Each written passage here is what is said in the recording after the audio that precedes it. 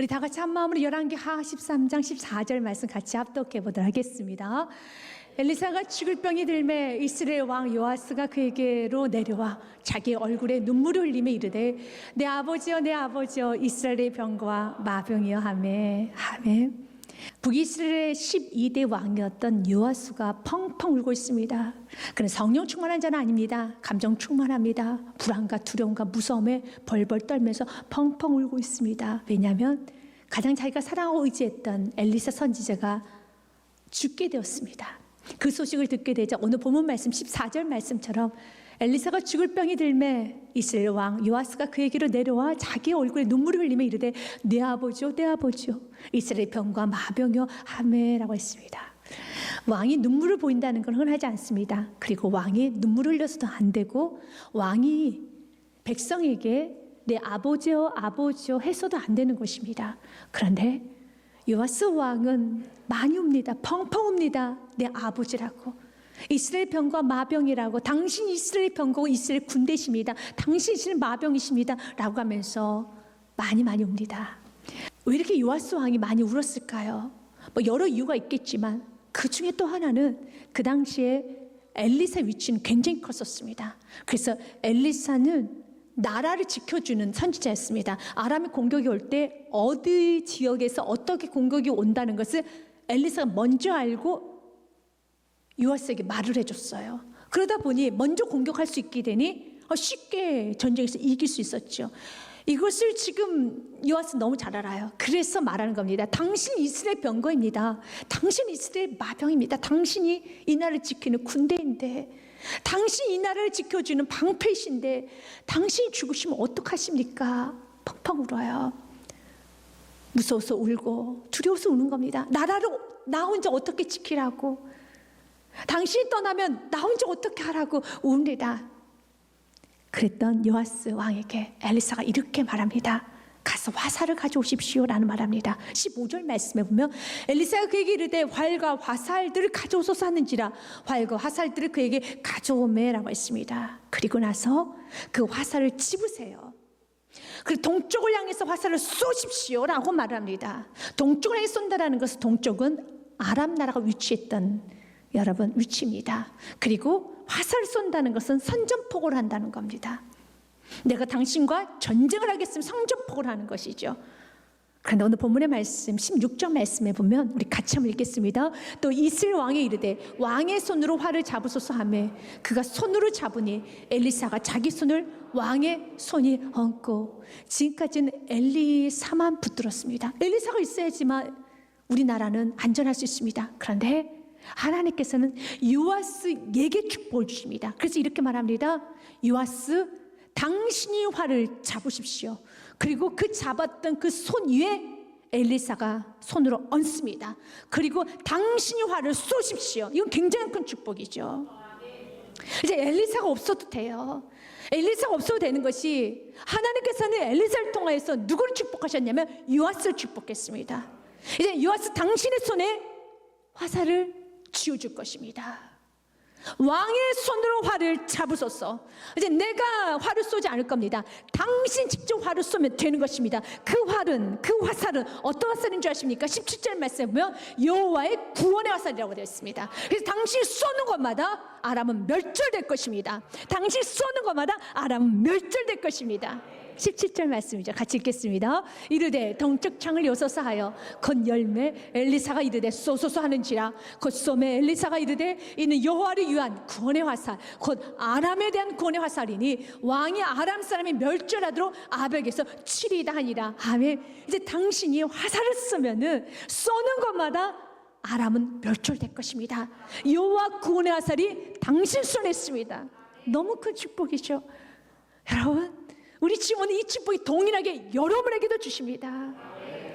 요아스 왕을 보면 이 축복을 받을 수가 없어요. 받아서도 안 되는 것입니다. 그러나 하나님께서는 왜 그에게 구원을 베풀어 주셨습니까? 있는 모습 그대로, 무섭고 연약하고 불안한 그대로 누구에게 찾아왔습니까? 엘리사에게 찾아왔잖아요. 그럼 나 어떻게 하느냐고, 나 혼자 못한다고 고백하지 않았습니까? 오늘 요아스 왕 같은 모습으로 저와 여러분이 예배자의 날, 하나님 나 어떻게 해요?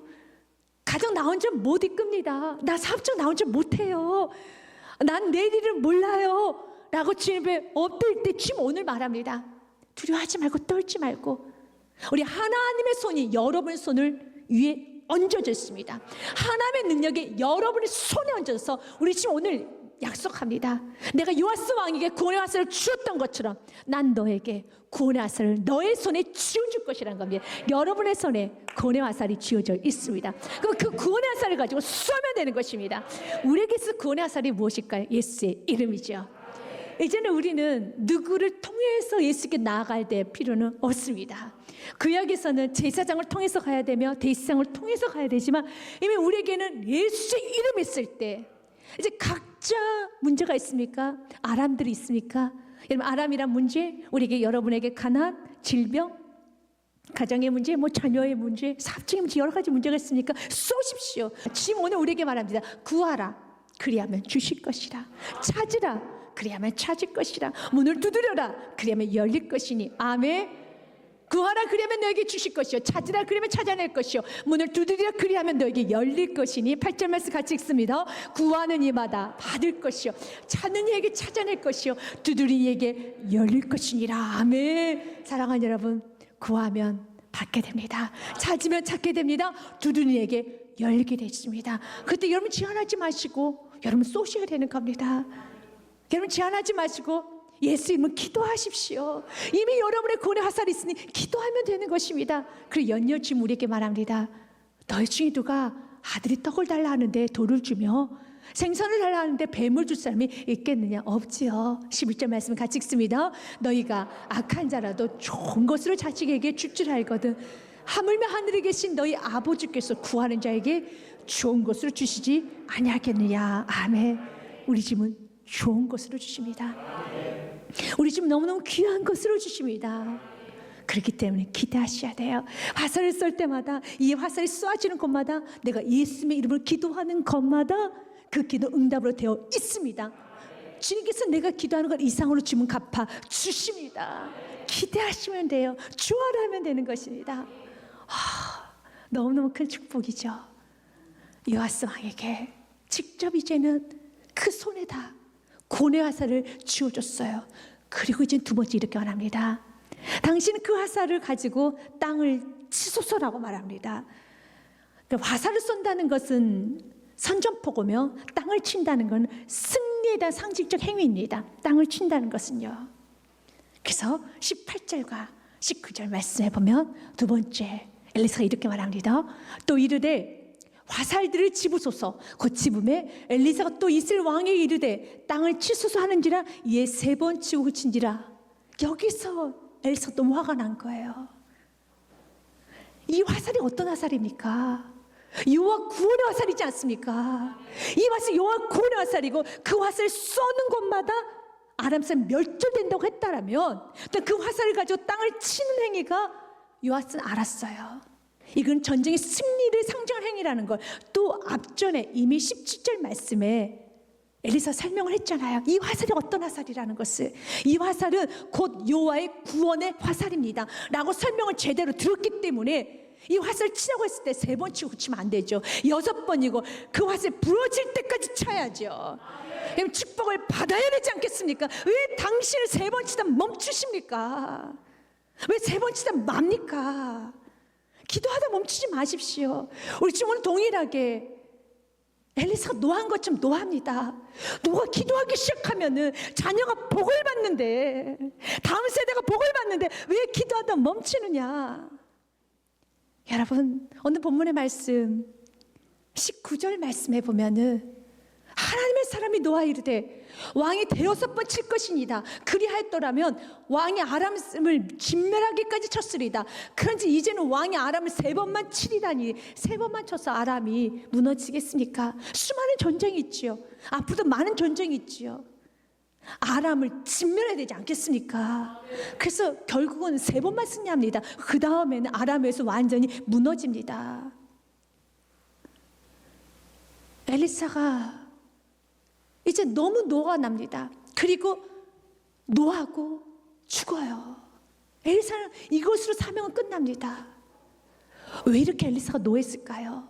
그가 왕이기 때문에.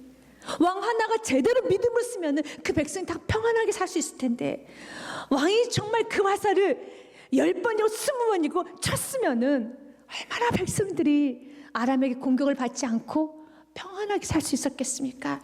행복하게 살 수 있었겠습니까? 그런데 왕이 치다가 멈춘 거예요. 그래서 먼저 믿는 저와 여러분이 기도하지 아니하면, 특별히 기도 영권을 받았음에도 불구하고 은혜를 많이 받았고 정말 기도를 할 줄 아는 그리스도인이 기도하지 아니하면 하나님 너무 속상한 겁니다. 너희들이 기도하기 시작하면 마음껏 축복이 다음새 임하는데 왜 기도하다 멈추느냐?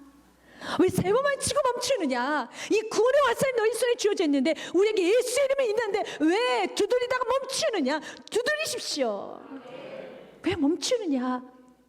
오늘 본문의 말씀 18절 19절 말씀을 가지고 우리가 많은 메시지를 들어야지만 세 가지 메시지만 먼저 듣기 원합니다. 첫 번째로는요, 평소의 삶이 바뀌지 아니하면 여러분 기회, 축복의 기회를 놓치게 되어 있습니다. 요아스의 평소의 삶은 항상 이랬습니다. 지금 요아스는 어느 때보다 긴장하고 어느 때보다 지금 흥분되었을 겁니다.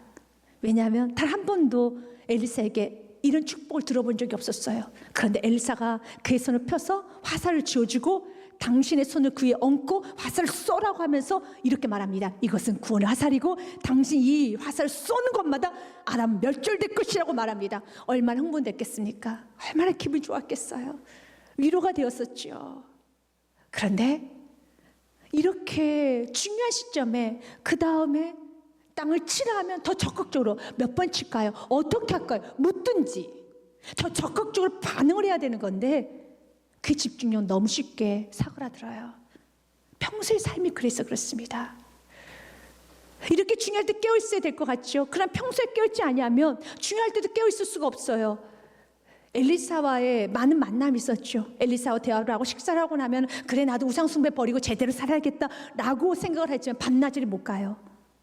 그의 성실함은 없습니다. 반나절은 못 가요. 영적으로 집중력이 없습니다. 여러분 습관이라는 건 너무 무섭거든요. 그래서 우리 습관에 대한 여러 가지 말이 있죠. 린든 벤슨 존슨이라는 말 이런 말합니다. 습관의 쇠사슬은 거의 느끼지 못할 만큼 가늘다. 그것을 깨달았을 때 끊을 수 없을 정도로 이미 굳고 단단해져 있다라는 말이에요.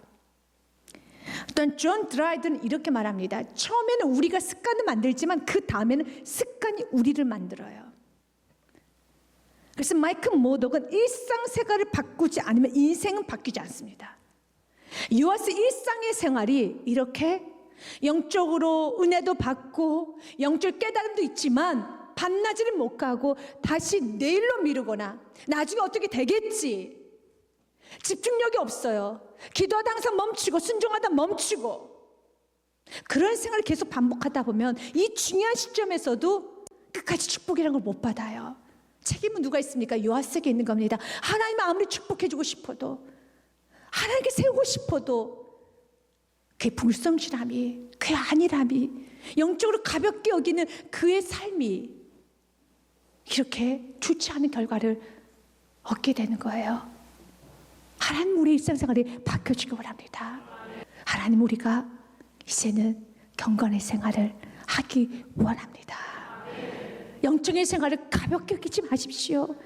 순종과도 불순종 일삼지 마십시오. 집중력 잃어버리지 마시고 영적인 것을 소중히 여기시길 바라겠습니다. 두 번째로 여러분 기대하는 신앙이 되어야 합니다. 엘리사가 그에게 이런 말 했잖아요. 이 화살은 구원의 화살입니다. 여호와를 위한 구원의 화살, 아람으로부터 구원을 하게 하는 구원의 화살입니다. 나는 이 말 들었을 때 흥분하며 기대하며 기뻐하며 그 화살 다시 짚고 땅을 치라고 했었을 때 열정적으로 쳤어야 되는 겁니다. 열정이라는 단어를 헬라어로 보면 하나님이 그 상황 속에 함께 계신다. God is in that situation. 그 상황 속에 하나님께서 계신다는 거예요. 이게 열정이에요. 왜 우리 삶에 열정이 없습니까? 하나님이 여기 계시는 것이 믿어지지 않기 때문에. 우리 주님 우리가 열정있이 살기 원합니다. 뜨겁게 살기 원합니다. 이것이 구원의 화살이라고 하면은, 예수의 이름에 능력이 있다라고 한다면, 기도하면 된다라고 하면은 기도를 열정 있게 해야죠. 왜 우리 안에 기도에 열정이 없습니까? 왜 우리 안에 예수의 이름 붙드는 그 열정이 없습니까? 믿음이 없어서. 그래서 주님께서 말하는 겁니다. 난 너를 보면은 기뻐할 수가 없어. 우리 지금 가장 기뻐하는 건 믿음이거든요. 히브리서 11장 말씀에 보면 이렇게 말합니다. 6절 같이 읽겠습니다. 믿음이 없이는 하나님을 기쁘시게 하지 못하나니 하나님께 나아가는 자는 반드시 그가 계신 것과 또한 그가 자기를 찾는 자들에게 상 주심이심을 믿어야 할지니라. 아멘. 하나님은 믿음 있는 사람을 기뻐해요. 여러분, 믿음을 가지고 나오면 주님은 정말 기뻐하십니다. 어떤 믿음이요? 하나님은 여기 계시. God is there. 하나님 여기 계셔. 그 하나님께서 나에게 상을 주셔. 요아스가 기뻐 춤을 춰야 되는 거예요. 구원의 화살이야. 그럴 때 이 화살을 보면서 하나님께서 구원을 시켜주셔.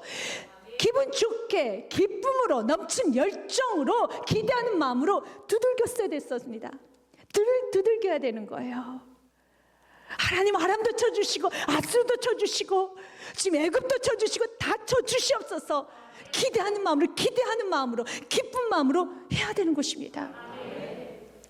아더 핑크가 이 요아스의 마음에 대해서 이 본문의 말씀에 관해서 이런 말을 합니다. 의미 있는 말입니다.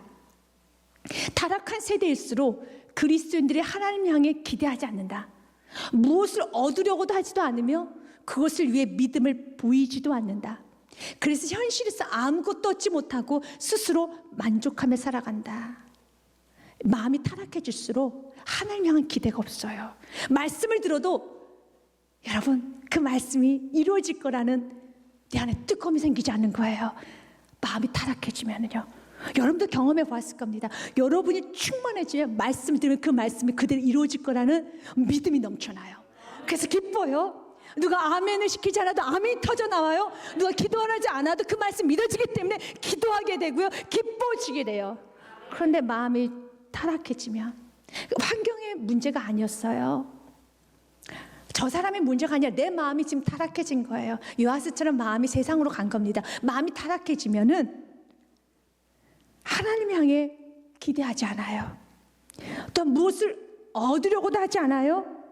또 그것을 얻기 위해서 믿음을 보이지도 않아요. 그리고 현실에서는 아무것도 못 얻어요. 그런데 이렇게 말합니다. 나는 괜찮아. 그냥 그렇지 뭐. 내 안에 부족함이 많고 기도해야 될 제목도 많은데 스스로가 말합니다. 감사하고 살면 되지. 감사해. 괜찮아. 이제는 가면을 써버렸어요. 내 타락한 마음을 가면을 써서 그냥 만족하고 감사하고 산다는 걸로 포장해버렸어요. 우리 주님은 오늘 우리에게 말합니다. 너의 마음에 기대하는 마음이 없구나. 상을 바라는 마음이 없구나. 내가 예수 이름을 줬는데도 예수 이름에 흥분되지가 않구나. 말씀을 들어도 말씀 흥분하진 않구나. 그래도 반대로 말합니다. 너는 이 말씀도 흥분이 되니? 이런 환경에서 말씀 안에 흥분할 수 있는 성도, 저 여러분이 되어야 되는 겁니다. 바로 여러분에게 축복을 주시기 원합니다. 하나님 오늘 이 말씀을 듣고 하나님 하시면 됩니다. God works, 하나님 하시면 됩니다. 열정은 God is there, 하나님이 계신다는 거예요. 하나님 함께 하십니다. 세 번째로 요아스에게 필요한 것은 여러분, 기뻐할 때 기뻐해야 돼요. 그렇지 않으면 대가라는 걸 치르게 돼요. 오늘 요아스에게 축복을 하나님이 선포하셨지만 그가 기뻐할 때 온전히 기뻐하지 못하고 온전히 기대하지 못하고 온전히 감사하지 못했을 때 그에 대한 대가를 치르게 됐죠. 결국 아람에 의해서 공격을 당하게 되지 않았습니까? 우리도 주께 주신 은혜 앞에서 기뻐할 때 정말 기뻐해야 돼요. 찬양할 때 찬양해야 되는 겁니다. 감사할 때 감사해야 되는 겁니다. 기도하다 멈추고 순종하다 멈추고 여러분들이 사는 것이 아니라 주님이 주신 은혜대로 끝까지 완전한 기쁨으로 주께 영광 올려드리십시오. 힘있게 찬양하십시오. 힘있게 예배하십시오. 힘있게 기도하시길 바라겠습니다. 여러분, 사무엘하 말씀에 보면 다윗이 하나님 앞에 힘있게 찬양하는 모습이 기록이 되어 있어요.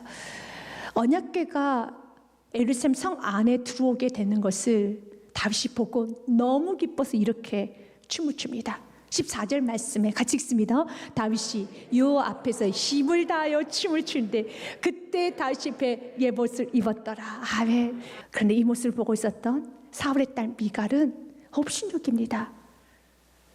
어느 성경은 이렇게 말합니다. 기뻐할 때 기뻐하지 아니하면 대가 치른다고요. 여호와의 괴가 다윗의 성으로 들어올 때 사울의 딸 미갈이 창으로 내려다보다가 다윗 왕이 여호와 앞에서 뛰놀며 춤추는 것을 보고 심중에 그를 업신여기니라. 업신여긴다는 건 무가치하게 경멸한다는 것입니다. 사울의 딸 미갈이 하나님으로부터 정말 큰 저주를 받아 마땅하다고 생각할 수밖에 없는 이유가 있어요. 그는 보았어요. 춤추는 걸 본 것이 아니라 여호와 앞에서 뛰며 춤추는 걸 보았다면 이제는 그렇게 하면 안 되는 거예요. 그러니까 사람들 앞에서 퍼포먼스 했으면은 그럴 수 있습니다. 사람들 앞에서 다윗이 여러분 춤을 췄더라면 뭐 이런 말 저런 말 뭐 아내니까 그래도 이렇게 함부로 말하면 안 되겠죠, 남편에게. 그러나 뭐 이런 말 저런 말 할 수 있겠죠. 그러나 지금 다윗이 누구 앞에서 뛰노고 있다는 것을 보았습니까?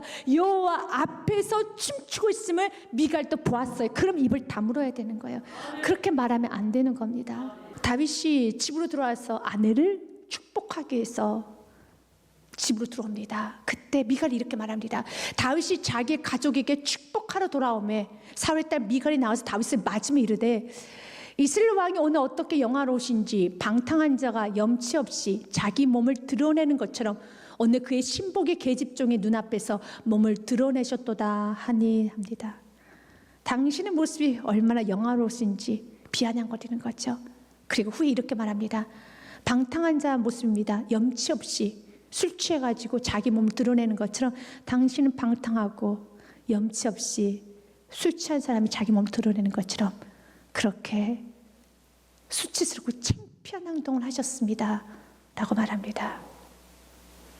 하나님은 이 말을 들으시고 그의 대가를 치르게 하십니다. 이것이 13절이에요. 같이 읽겠습니다. 시작. 그러므로 사울의 딸 미갈이 죽는 날까지 그에게 자식이 없느니라.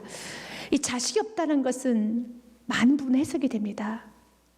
먼저는 철저히 외롭게 사는 거예요. 그 누구도 사랑받지 못합니다.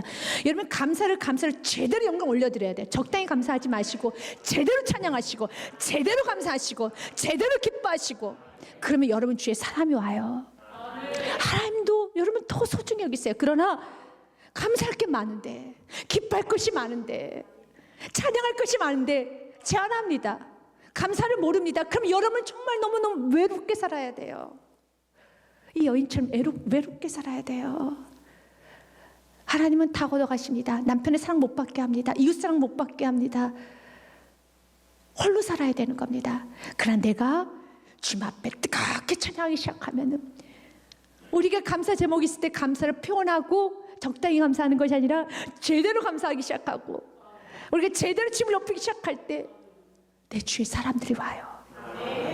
내 주가 풍성해지는 겁니다. 우리도 동일하게 주님 말합니다. 내가 내게 예수 이름을 지었단다. 축복의 메시지가 선포될 때마다 우리 매일 시간마다 우리는 아멘 믿습니다. 내 삶에 그대로 이루어집니다. 주 역사하여 주시옵소서라고 아멘 하며 기뻐하며 제한하지 않고 기뻐하고 감사하고 기대하며 주께 영광 올려드릴 때 주님 여러분 기뻐하는 그대로 여러분 감격하는 그대로 여러분들 원하는 그대로 주님 이루어 주십니다. 우리 영원히 우리는 고백해야 될 거 할렐루야 여호와를 찬양할지어다.